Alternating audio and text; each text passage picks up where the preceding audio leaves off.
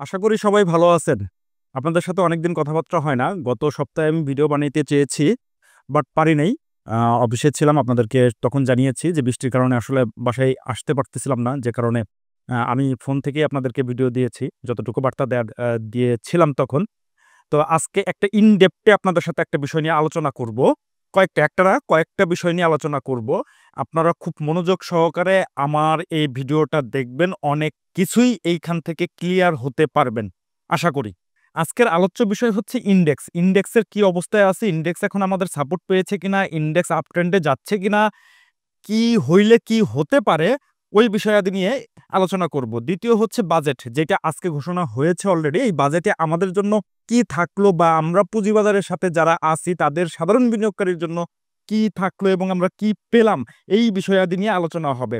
৩ number হচ্ছে এই যে ডাউন ট্রেন্ডটা হলো, এই যে বড় শার্প ডাউন ট্রেন্ড হলো, এই ডাউন ট্রেন্ডটাকে আমি কিভাবে মোকাবেলা করলাম, আমি কিভাবে এইটাকে অবজারভেশন করলাম, বা এইখান থেকে কি শিক্ষা নিলাম, আপনাদের কি শিক্ষণীয় আছে, এই জিনিসগুলো পরবর্তীতে যদি হয় তখন আপনারা কিভাবে এইটা মোকাবেলা করবেন, সেই বিষয় আদি নিয়ে আলোচনা থাকবে। তার মানে ডাউন ট্রেন্ডে আমরা কিভাবে আমাদের সাইকোলজি বলেন বা আমাদের ট্রেডিং বলেন, সেইটা কিভাবে মেইনটেইন করব, বা আমি কিভাবে মেইনটেইন করেছি ইতিমধ্যে, সেই বিষয়াদি নিয়ে আলোচনা করব। এবং যদি মার্কেট সাপোর্ট পায় বা ইন্ডেক্স সাপোর্ট পায় এবং ইন্ডেক্স টুকটাক সাইডওয়েজেও যদি থাকে, তাহলে সামনে কোন সেক্টর ভালো হতে পারে, এই বিষয়াদি নিয়ে আলোচনা করব। এইটাই হচ্ছে আজকের মুখ্য আলোচনা। এই 4টা বিষয়, এই 4টা বিষয় নিয়ে আমি ইন ডেপথে আলোচনা করব। আপনারা আমার সাথেই থাকবেন। সর্বপ্রথম হচ্ছে ইন্ডেক্স নিয়ে একটু আলোচনা করি। দেখেন, ইন্ডেক্স টানা শার্প কারেকশন হয়েছে, যে এইখান থেকে যে 5200 লেভেল থেকে মোটামুটি এইখানে কত 4600 লেভেল, মানে 4600 একটু নিচে চলে আসছিল, 4592 পর্যন্ত চলে আসছে। তো এই লেভেলে যে ডাউন ট্রেন্ডটা হয়েছে, এই ডাউন ট্রেন্ডের মাঝে মাঝে 2-1টা করে গ্রিন ক্যান্ডেল আমাদেরকে দিয়েছে বা আমরা দেখেছি। বাট এইটাকে আসলে আহামরি উঠানো বলে না, কোনো কিছু বলে না। এখানে ট্রেড করে কেউ একটা সুবিধাও করতে পারে নাই, ইভেন আমিও করতে পারি নাই। টু বি অনেস্ট, আমিও এখানে তেমন একটা সুবিধা করতে পারি নাই, হাতে গোনা কয়েকটা স্টক বাদে। বাট এখন যে ক্যান্ডেলগুলা দিচ্ছে বাজার আমাদের, এই যে গত 3 দিনে দেখেন, এইখানে একটা নিউট্রাল ক্যান্ডেল ছিল, তারপরে এই যে পরপর 2 দিন একটা বুলিশ ক্যান্ডেল আসছে। আজকের ক্যান্ডেলটার মাথার উপর একটু পিন আছে, বাট এইটা বুলিশ ক্যান্ডেল। কিন্তু সবচেয়ে ভয়ের বিষয় হচ্ছে এইখানে ভলিউম তেমন আশানুরূপ ভলিউম আসতেছে না। বাজার সাস্টেন করতে হইলে সর্বপ্রথম আপনাকে বাজারের ফুয়েল মানে ভলিউম, ট্রেড ভলিউম, যেটা গতকাল দেখেছি যে আমরা 250 কোটির নিচে ট্রেড ভলিউম হয়েছে, আজকে একটু বেশি হয়েছে, বাট ভলিউমটা তেমন একটা আশানুরূপ ভলিউম আসতেছে না।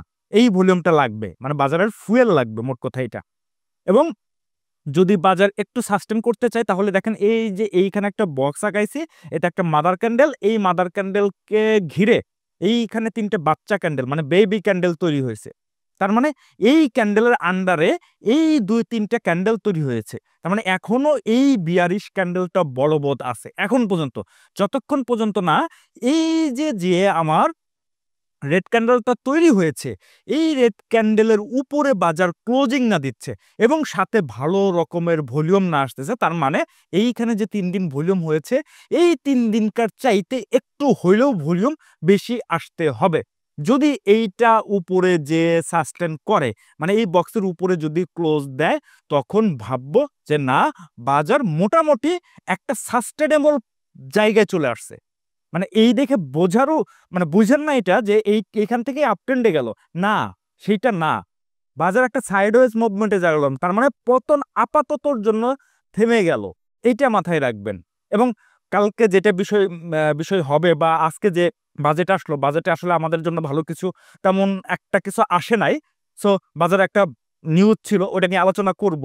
সেই কারণেও কালকে বাজার হয়তো বা পড়তে পারে, বাট ওইটা দেখে ভয়ের কিছু নাই। সেটা নিয়ে আমি আলাপ আলোচনা করবো সামনে, বাজেটের ইস্যু, এই ইস্যু যখন আসবে বা বাজেটের পার্টটা যখন আসবে তখন আলোচনা করবো। বাট ইন্ডেক্সের পার্টটা আপনারা একটু দেখেন। এবং গত 3 দিনে কি হয়েছে, এই দিন কি করছে, এই যে তৃতীয় দিন, মানে তৃতীয়র প্রথম দিন, এই 3টা ক্যান্ডেলের প্রথম দিন কি করছে?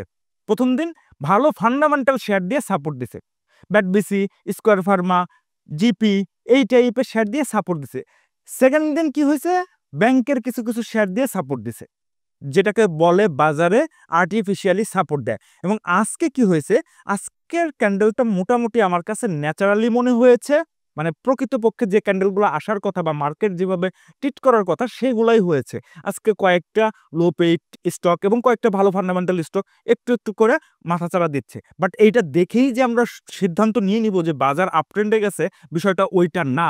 আমি যেটা বললাম আপনাদের সাথে আলোচনা করলাম যে বাজার এই বক্সের মানে এই যে কত ৪৬৯৭ উপরে আপনাকে ক্লোজিং দিতে হবে এবং নিচে ভালো ভলিউম আসবে, তখন আপনি বুঝবেন, আপনি আপনার মতো করে তখন চিন্তা করবেন যে না, নতুন ট্রেডের জন্য আমরা এখন চিন্তা করতে পারি। এখন বলবেন ভাই আপনি কি আজকে ট্রেড করেন নাই? হ্যাঁ, আমি আজকে ট্রেড নিয়েছি ভাই, অস্বীকার করবো না। আজকে 2টা লো পেইডের শেয়ার অনেক কম কোয়ান্টিটিতে অনেক কম পরিমাণে কিনেছি। তার মানে আমার 80% টাকা আমি ক্যাশ রেখে দিয়েছি, বাকি 20% টাকা দিয়ে আমি টুকটাক ট্রেডিং অপরচুনিটি নিচ্ছি। যেহেতু লো পেইড একটা মাথা চাড়া দিচ্ছে, ওই লো পেইডের মধ্যে 2টা আমি লো পেইড নিয়েছি। লো পেইড নিয়ে সামনে আলোচনা করবো আপনাদের সাথে।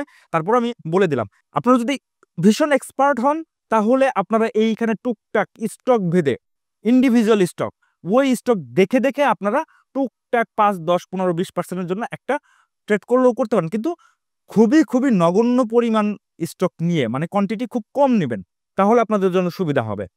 তাহলে ইন্ডেক্সের আলোচনা ওইটাই, যে পর্যন্ত এইটা উপরে না যাচ্ছে ব্রেকআউট দিয়ে সে পর্যন্ত বাজার বলা যাচ্ছে না যে সাইডওয়েজ মুভমেন্টে, মানে উপরে তো যাবে, মানে যাচ্ছেই না, বা উপরে বলা তো যাবেই না যে এইখান থেকে আপ ট্রেন্ড র্যালি করবে, সেটা ভিন্ন বিষয়। সেটা সময়ে সময়ে বা যখন ট্রেডিং আওয়ার শেষ হবে বা যখন এই টাইপের সিনারিও আসবে, তখন হয়তো বা আপনাদেরকে কমিউনিটি পোস্টের মাধ্যমে যেভাবে গত কয়েক সপ্তাহ আমি আপনাদেরকে বোঝানোর চেষ্টা করেছি ওইভাবেই বোঝানোর চেষ্টা করব। পারলে যদি সময় সুযোগ হয় আপনাদেরকে ভিডিওর মাধ্যমেও সেটা বোঝানোর চেষ্টা করব।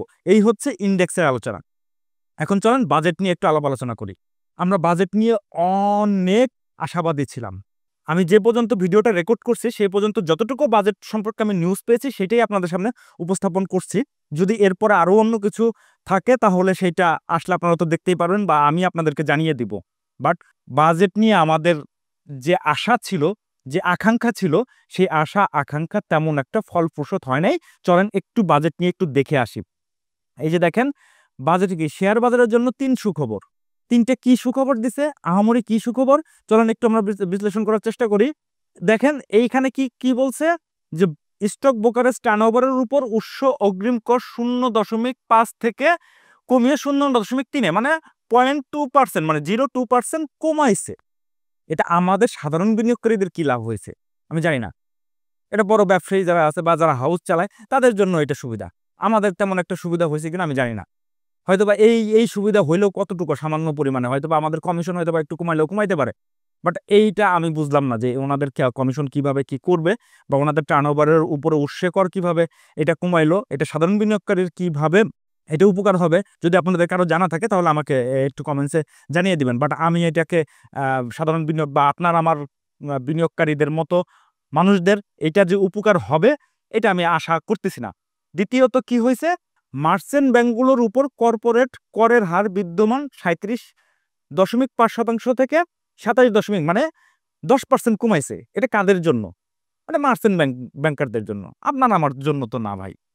হ্যাঁ, মার্চেন্ট ব্যাংক কমাইছে দেখে বিধায় ওরা মার্কেটে একটু ম্যানিপুলেশন করবে বা মার্কেটে একটু কেনা দানা করবে, সেক্ষেত্রে আমরা পারবো, কিন্তু বাট আমাদের সাধারণ বিনিয়োগকারীদের জন্য তেমন কিছু না। এটা ভালো দিক, পজিটিভ দিক, আমি নেগেটিভ দিক বলতেছি না। বাট এখন যেটা করণীয় ছিল, যেটা আমরা আশা করেছিলাম, আসলে সেইটা হয় নাই। যেরকম আমরা আশা করেছিলাম সেই রকম হয় নাই। হ্যাঁ দিয়েছে, অন্যান্য গভর্নমেন্ট তো আসলে পুঁজিবাজার নিয়ে বাজেটে কিছুই রাখে না, বাট এইবারকার গভর্নমেন্ট রেখেছে, সেজন্য আমি সাধুবাদ জানাই। বাট আসলে এই মুহূর্তে বাজারের যে সিচুয়েশন, বাজারের যে অবস্থা, সেটা আরো বেশি আমাদের আশা ছিল।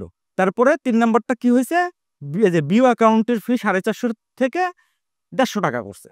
ভাই আমরা লাখ লাখ কোটি কোটি টাকা এইখানে এই বিও অ্যাকাউন্টে ট্রেড করি, বছরে 450 টাকা আমাদের মতো বিনিয়োগকারীদের দিতে কোনো অসুবিধা হয় না। এইটা 450 কে এটা 1000 করলেও আমাদের কোনো কিছু যায় আসে না। এটা 150 করছে তাতে কি হয়েছে? এতে কিছু হবে যে আমরা লাখ লাখ কোটি কোটি টাকা যেখানে মানুষ লস করে ফেলছে, সেই জায়গা থেকে এই 450 থেকে 150 টাকা এটা আসলে বোধগম্য না। যাই হোক, তারপরেও কমাইছে, এটাও সাধুবাদ জানাই। বাট এই কয়েকটা জিনিসে আমাদের কি উপকার হইলো? এটা কি 3টে কি ভালো সুখবর হয়েছে? আমরা কি আশা করেছিলাম?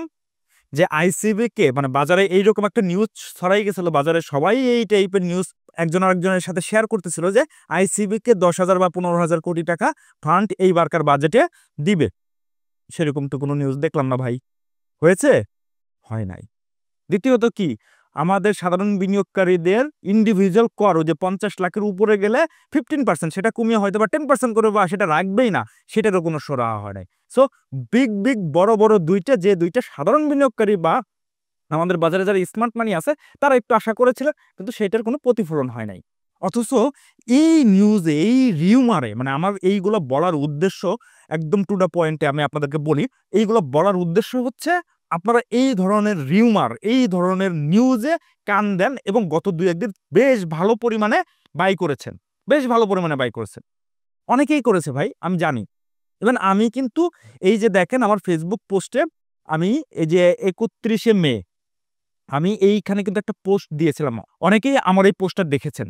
যারা আমাকে ফলো করেন, আমার ফেসবুক পেজ, গ্রুপ এবং ইউটিউবের কমিউনিটি পোস্টের মধ্যে আমি এই জিনিসটা উল্লেখ করে দিয়েছিলাম যে বাজার আর বাজেট সতর্ক না হলে ঠকবেন আপনিও।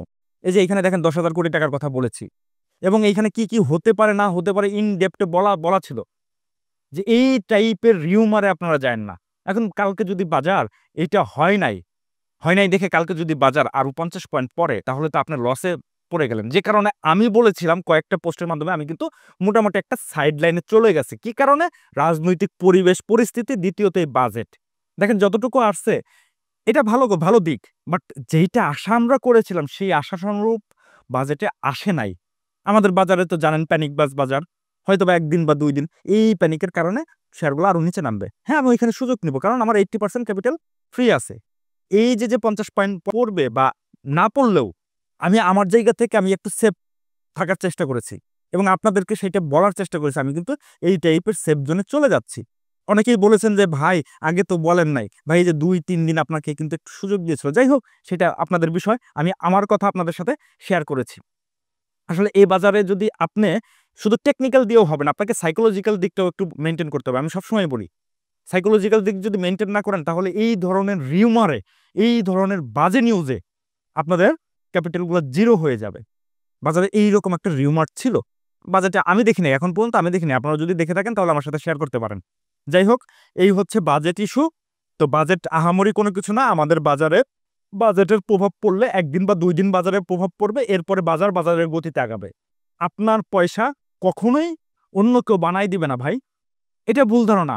আপনারা যে বাজারে এই যে এই টাইপের সরকারের কাছ থেকে প্রণোদনা বা আইসিবিকে প্রণোদনা দেয়া বা অন্যান্য কিছু এই টাইপের জিনিসপত্র আপনারা যদি জোর করে গভর্নমেন্টের কাছ থেকে চান, আসলে এইটা আশা করা বোকামি। আপনার জিনিস আপনাকেই রক্ষা করতে হবে। আপনার মানি আপনাকেই এটাকে সুরক্ষার করতে হবে। না করতে পারলে আপনি জীবনেও ওই বাজার থেকে প্রফিট করতে পারবেন না। সো আপনার সম্পদ, আপনার শেয়ার, আপনার টাকা এটা আপনাকেই সিদ্ধান্ত নিতে হবে যে আপনি কিভাবে বাঁচবেন। ওইটা আমি নিজে করার চেষ্টা করি। সো সেই বিষয়াদি নিয়ে আলাপ আলোচনা করব। চলেন পরের পয়েন্টটাতে যে আমি কিভাবে এই ডাউন ট্রেন্ড মার্কেটে আমি আমার পুঁজিকে যতটুকু পেরেছি ততটুকু সুরক্ষা করার চেষ্টা করেছি। চলেন যাই একটু দেখি। এই যে দেখেন ১৭ এপ্রিল। এই ১৭ এপ্রিলে আমরা কর্ণফুলী ট্রেড করার চেষ্টা করেছি। এটা আমার একটা গ্রুপ। এই গ্রুপের মধ্যে আমার সাথে অনেকেই আছে। তো আমি তাদেরকে একটু গাইডলাইন দেওয়ার চেষ্টা করি। এই কর্ণফুলী কিনেছিলাম। একদম অকপটে আপনাদের সামনে শেয়ার করতেছি। আমি যে লসে নাই সেটা আমি বলব না। বাট এই বড় ধরনের লস থেকে কিভাবে রক্ষা পেলাম সেটা নিয়ে একটু আলাপ আলোচনা করতেছি। যাতে এই বিষয়গুলো আপনারা একটু ধরতে পারেন, আপনারা একটু জানতে পারেন। দেখেন এখানে কি বলা ছিল ৳২৮.৪০ আশেপাশে হচ্ছে কর্ণফুলীটা নেয়ার জন্য এবং স্টপ লসের কথা কত ছিল? ২৮ এর নিচে মানে ৳২৮ নিচে ক্লোজ দিলে স্টপ লস। এখন কেউ যদি এই লেভেলে যদি যে ৳২৮.৪০ লেভেলে যদি কর্ণফুলী নিয়ে থাকে, সে যদি তখন বিক্রি না করে, এই যে এখানে বলাই ছিল যে ৳২৮ নিচে ক্লোজ দিলে স্টপ লস। সে যদি এখন না নিয়ে থাকে তাহলে শেয়ারটা কিন্তু এখন ৳২৩ ঘরে, আপনারা জানেন অলরেডি। তাহলে ৳৫ মতো এখানে একটা গ্যাপ তৈরি হচ্ছে। এই যে পরে আবার কত ১৭ এপ্রিল থেকে যে ২৩শে এপ্রিল যখন ২৮ এর নিচে ক্লোজ দিচ্ছে, আমরা এনালাইসিস করে হয়তোবা একটা প্রেডিকশন করি যে এইখানে এন্ট্রি নিলে হয়তোবা আমার প্রফিট মার্জিনটা হবে অথবা আমার এসএল হিট করবে। আমরা প্রফিট মার্জিনটা একটু বেশি রাখি এবং এসএল এর পয়েন্টটা একটু কম রাখি। এই যে দেখেন তারপরে যে ২৩শে এপ্রিল কি হয়েছে? ২৮ এর নিচে ক্লোজ দিছে। ওইদিন ৳২৮ ট্রেড হচ্ছিল। এর নিচেই ক্লোজ দিছে। তার মানে এখানে বোঝানো হয়েছে যে স্টপ লস হিট করবে তাদেরকে আবার রিমাইন্ডার দেওয়া হয়েছে। আমি এই 28 টাকার নিচে যখন 27 টাকা 80 পয়সা 27 টাকা 90 পয়সা রেটে যখন ট্রেড হচ্ছে তখনই এই স্টকটা ছেড়ে দিয়েছি। এখন চলেন আমরা একটু এই স্টকটার বর্তমান অবস্থা দেখি। এই যে কর্ণফুলী দেখেন এই যে 28 টাকা লেভেল এইখানে। আমরা এই ক্যান্ডেল দেখে এন্ট্রি নিয়েছিলাম। একদিন একটু বাড়ছিল কিন্তু পরে আর এটা সাস্টেইন করে নাই নিচের দিকে। মানে আমরা চিন্তা করছিলাম যে এটা উপরের দিকে যাবে। বাট বাজারে এটা হয়। বাজারের যে মাইর হইছে, বাজারের যে পতন হইছে ওই সময়টাতে সেই দিনই আমরা এইখানে 28 টাকার নিচে ক্লোজ দিছে যখন তখনই আমরা এই স্টক থেকে বের হয়ে গেছি। ওইখানে বলা হয়েছে। এবং দেখেন এই স্টকটা 23 টাকা থেকে ঘুরে আসছে। তার মানে 5 টাকার একটা গ্যাপ তৈরি হয়ে গেছে। এখন আমরা কি করি? আমরা ইমোশনালি হয়ে এই স্টকগুলোতে স্টপ লস আমরা ইউজ করি না। আমরা নেই না। না, আমি এখন এই স্টপ লস নিব না। নিয়েছি তো নিয়েছি। বাট আমি যদি এই স্টকটা ধরে রাখতাম, ওই সময়টাতে 28 টাকার নিচে যদি বিক্রি না করতাম, তাহলে এখন আমার স্টকটা 23 টাকার ঘরে। এখন কবে আবার 28 টাকায় যাবে? এখন তো আমি এই যে দেখেন 23 টাকার ঘরে ঘুরপাক করছে। এখন কিন্তু আমি আবার নতুন করে অপরচুনিটি নিতে পারবো। বাট যারা এইখানে সেল করে নাই, ইভেন আমার গ্রুপেও যারা অনেকেই আছে যারা ইমোশনালি হয়ে সেল করে নাই। আমি জানি অনেকেই আমাকে বলছে, আমার সাথে শেয়ার করেছে। বাট আমি আমার নির্দেশনা দেয়া ছিল। আসলে এভাবে করেই আমি আমার মানিটাকে সেভ করছি। হ্যাঁ, এর মধ্যে ২-১ টা স্টক প্রফিট হইছে। এই স্টকগুলা এসএল হিট করছে। বেশ কিছু স্টক এসএল হিট করছে। আমি অস্বীকার করব না। মার্কেট ডাউন ট্রেন্ডে আছে। বাট আমার স্টপ লসের পরিমাণ কতটুকু ছিল? 28 টাকা 40 পয়সা সেখানে 27 টাকা 80 পয়সা বা 90 পয়সা বিক্রি করছে। তাহলে কত পার্সেন্ট লস হয় এটা আপনারা ক্যালকুলেশন করে নিয়েন। বা কত পার্সেন্ট স্টপ লস নিয়েছি সেটা আপনারা ভালো বলতে পারবেন। কিন্তু এখন যদি এই স্টকটা আমার হাতে থাকতো তাহলে আমার লসের পরিমাণ কিন্তু এখন 15-20% হয়ে যেত। আমি কেন ভাই নিব? এই স্টপ লস গুলো আপনাদেরকে মেইনটেইন করতে হবে। এগুলো জানতে হবে কোথায় কোনটার কি পয়েন্টে স্টপ লস আছে। আপনাকে ঝুঁকির জায়গাটা আগে দেখতে হবে। বাজারে টিকে থাকতে হলে প্রফিটের চাইতে ঝুঁকির জায়গাটা আগে দেখতে হবে। এবং চলেন আরেকটা জিনিস আপনাদেরকে দেখাই। এই যে দেখেন পরের দিন 24 এপ্রিল কি লেখা ছিল? মার্কেট কন্ডিশন ভালো না। তাই যেগুলো এসএল হিট করে সেগুলো এসএল নেয় বুদ্ধিমানের কাজ। ফং সিরামিক 13 টাকার নিচে ট্রেড হচ্ছে তাই এসএল নেওয়াটাই শ্রেয়। কিছু করার নাই। ইমোশনাল হয়ে বাজারে টিকে থাকা খুবই দুষ্কর। একদম স্পষ্ট বার্তা ছিল আমার স্টুডেন্ট এবং আমার সাথে যারা ট্রেড করে তাদের উদ্দেশ্যে স্পষ্ট বার্তা ছিল এখানে। যেগুলো এসএল হিট করতেছে সেগুলো এসএল নিয়ে নেন। ইমোশনাল হওয়া যাবে না এই বাজারে। আমরা কি করি? বাজারে আমরা ইমোশনাল হয়ে যাই। এই ইমোশনালটাও হওয়া যাবে না ভাই। দেখেন এই 24 এপ্রিলে ইন্ডেক্স কত পয়েন্টে ছিল চলেন আমরা একটু দেখে আসি। এই যে দেখেন এই যে 24 এপ্রিল 24 এপ্রিল কত? যে 5000 এর ঘরে ছিল ইন্ডেক্স। সেখান থেকে আরো 500 পয়েন্ট ইন্ডেক্স পড়েছে। তাহলে ওই সময় যদি আমরা এসএল গুলা না নিতাম তাহলে ওই টাইপের শুধু ফ্রং সিরামিক নয় আরো কিছু স্টক আমাদের হাতে ছিল যেগুলো এসএল বারবার করে হিট করতেছিল। যেমন আপনাদেরকে ইন্স্যুরেন্সের বিষয়ে বললাম এবং আরো কিছু স্টক ছিল। ওই টাইপের যে স্টকগুলো ছিল তখন কিন্তু আমরা এসএলটা নিয়েছি। হ্যাঁ, আমার লস হইছে। আমি অকপটে স্বীকার করতেছি। আমাদের লস হইছে। কিন্তু ওই লসটা এখন ওই স্টকগুলো যারা ধরে রাখছে তাদের চাইতে কিন্তু আমার লসটা এখন খুবই সামান্য পরিমাণ কম। যেখানে আমার লস হয়েছে ৩-৪% সেখানে তাদের লস হয়েছে ১৫-২০% লস হয়ে গেছে। আমরা এইগুলা ইমোশনালি হয়ে এই স্টকগুলো সেল করি না। এটাই হচ্ছে আমাদের বড় প্রবলেম ভাই। আপনারা একটু কষ্ট করে এই ধরনের আসলে টেকনিক্যাল অ্যানালিসিসটা শুধু যে আমরা বাজারে প্রফিট করার জন্যই শিখবো বিষয়টা এমন না। আমাদের ক্যাপিটাল কিভাবে আমরা সুরক্ষা রাখবো, কোথায় স্টপ লস নিতে হবে, কোথায় আমাকে এক্সিট নিতে হবে। যে স্টকটা আমি চিন্তা করেছিলাম যে উপরের দিকে যাবে সেটা উপরে না যায় নিচেও আসতে পারে। সে নিচে এইবার এসেছে। সেইটা থেকেও আমাকে এই টেকনিক্যাল অ্যানালাইসিস বাঁচাইছে। আপনি যদি এই টেকনিক্যাল অ্যানালাইসিসটা জানতেন তাহলে আপনিও এইসব জায়গায় বেঁচে যাইতেন। আসলে এখন আপনারা বলবেন যে ভাই বাজারের টেকনিক্যাল অ্যানালাইসিস কাজ করে নাই, যে ফলিং নাইফ অমুক তমুক হ্যান-ত্যান অনেক কিছু বলছেন, এখানে সাপোর্ট নিচ্ছে ওইখানে সাপোর্ট নিচ্ছে। ভাই টেকনিক্যালের বিপরীত দিকটাও আছে। আপনি যেমন প্রফিটও নিতে পারবেন, এইখান থেকে বাঁচতেও পারবেন। আমি আপনাদেরকে প্রমাণ দেখাই দিলাম যে কিভাবে বাঁচাইছি বা কিভাবে আমরা বাঁচছি। এখন অনেকেই আমাকে বকা দিতে পারেন ভাই, অনেকেই গালি দিতে পারেন যাদের হাতে এই স্টকগুলো আছে, যারা এসএল নেন নাই, যে ভাই আপনি তো আগে বলেন নাই, আগে কোনো কিছু করেন নাই। আমি কিন্তু ডে বাই ডে আপনাদেরকে কমিউনিটি পোস্টের মাধ্যমে কিন্তু এগুলো বোঝানোর চেষ্টা করেছি। যাই হোক, আপনারা ইমোশনাল হয়ে বা হয়ে যেটা হয়েছে। বাট এখন থেকে একটু চিন্তা করে দেখেন যে আপনি টেকনিক্যালের দিকে গুরুত্ব দিবেন না এই টাইপের এই যে বাজারে গুজব বেস ট্রেড হচ্ছে সেই দিকে নজর দিবেন। এখন সিদ্ধান্ত আপনার। আপনি কিভাবে এই সিদ্ধান্তগুলো নিবেন? বলবেন ভাই আপনার তো লস হয়েছে, টেকনিক্যালটা দেখেও আপনি এন্ট্রি নিয়েছিলেন কিন্তু সেখানে তো লস হয়েছে। হ্যাঁ ভাই, আমি মানি। আমি 100% মানি সেখানে আমার লস হয়েছে। বাট লসের পরিমাণটা কতটুকু? আমাদের বাজারটাই ঝুঁকির জায়গা। আপনাদের কি লস হয় নাই? আপনারা নিউজ বেস ট্রেড করছেন, সেখানে কি লস হচ্ছে না? হচ্ছে। কিন্তু সেই লসের পরিমাণ অনেক বেশি। অনেক, যেখানে 30, 40, 50% অনেকের লস আছে। বাট আমার এইখানে আমি সামান্য পরিমাণ এসএল নিয়েই আমি বের হয়ে যেতে পারতেছি। কিন্তু আপনারা এর বিপরীত কথা চিন্তা করেন। সামনে কোন স্টক বা কোন সেক্টরের দিকে আমরা নজর দিব সেটা জানার আগে চলেন আপনাদেরকে একটা বিষয় নিয়ে একটু আলোচনা করি। আপনারা জানেন অলরেডি আমার একটা টেকনিক্যাল অ্যানালাইসিসের কোর্স চলে, অ্যাডভান্স টেকনিক্যাল অ্যানালাইসিসের কোর্স। যেইটা বর্তমান যে ব্যাচটা ছিল সেই ব্যাচটা আমি গতকালকেই তাদেরকে সমাপনী এবং শেষ ক্লাস করিয়ে দিয়েছি। এখন বর্তমানে আমার কোনো ক্লাস বা কোর্স এখনো ডিক্লারেশন করি নাই। বাট ঈদের পরে, ঈদের হয়তোবা ১-২ সপ্তাহ পরে আমি ওই কোর্সটা শুরু করতে যাচ্ছি। যদি আপনারা আমার এই টাইপের টেকনিক্যাল অ্যানালাইসিস কোনো কিছু শিখতে চান, এই যে দেখেন ডাউন ট্রেন্ড বাজারে আমি কিভাবে আমার মতো করে আমি আমার পুঁজিটাকে স্বল্প পরিমাণে লস করে আমি পুঁজিটাকে সুরক্ষা রেখেছি অধিকাংশ পুঁজি, এই জিনিস এবং আপ ট্রেন্ড মার্কেটে বা মার্কেট একটু সাইড হয়ে গেলে সেইখান থেকে সেই পুঁজিটা আরো ভালো করে কিভাবে লাভ করতে পারি, ওইখান থেকে পুঁজিটা আবার ব্যাক পেতে পারি বা আরো কিভাবে প্রফিটের জায়গাগুলো আমরা ধরতে পারি, সেই বিষয়াদি নিয়ে আমার এই অ্যাডভান্স টেকনিক্যাল অ্যানালাইসিসের কোর্স আপনারা যদি জয়েন করতে চান, এইটা আফটার ঈদের পরে শুরু হবে। এই যে এখানে আমার হোয়াটসঅ্যাপ নাম্বার দেওয়া আছে, আপনারা একটু কষ্ট করে এই হোয়াটসঅ্যাপে নক করবেন প্রি বুকিংয়ের জন্য। এটাই হচ্ছে বিষয়। আর আরেকটা বিষয় আপনাদেরকে বলে দেই, সামনে কোন সেক্টর বা কোন স্টকগুলোর দিকে আমরা নজর দিতে পারি সেই বিষয়টা হচ্ছে, আপনারা দেখেন একটু খেয়াল করে দেখেন এই মুহূর্তে বেশি পরিমাণে কারেকশন হয়েছে কোন স্টকগুলো। ছোট স্টকগুলো তো হয়েছেই, সাথে বেশি পরিমাণ মানে ইনস্ট্যান্ট এই গত কয়েকদিনে হয়েছে কি ব্যাংকের স্টক। আমি কখনোই ব্যাংক নিয়ে ওইভাবে বলি না, আপনারা জানেন আমি ব্যাংক হয়তো বা ট্রেড করতে বেশি একটা পছন্দ করি না, কারণ এর ট্রেড ভলিউম অনেক লাগে। বাট এই মুহূর্তে ব্যাংকগুলো দেখেন নেগেটিভ নিউজের কারণে অনেক ব্যাংকগুলো ডিভিডেন্ড দিচ্ছে না বা বাংলাদেশ ব্যাংক ডিভিডেন্ড দিচ্ছে না। ওই ব্যাংকগুলা যেগুলো অনেক পরিমাণে এই নেগেটিভ নিউজের কারণে পড়ে গেছে, ওইগুলা আপনারা আগামী 6 মাস, মানে এগুলো শর্ট ট্রেডিং এর জন্য না, পজিশন ট্রেডিং এর জন্য 3 মাস 6 মাসের জন্য, আগামী 3 থেকে 6 মাসের জন্য চাইলে আপনারা ওই ব্যাংকগুলাকে একটু সিলেকশনে রাখতে পারেন। তবে সব ব্যাংক না, কিছু কিছু পার্টিকুলার সিলেক্টিভ ব্যাংক, যে ব্যাংকগুলা এই নিউজের কারণে অনেকটা পড়ে গেছে, যেগুলো দাঁড়ায় আছে, হ্যাঁ যেগুলো দাঁড়ায় আছে যেমন ব্র্যাক ব্যাংক, সিটি ব্যাংক, এগুলো দাঁড়ায় আছে, বাট এইগুলোর জন্য না। কিন্তু যে ব্যাংকগুলো আপনারা একটু খুঁজলেই পাবেন, অনেকগুলো ব্যাংক আছে, খুঁজলেই পাবেন। যদি আপনারা না পান তাহলে আমাকে হোয়াটসঅ্যাপে নক করবেন।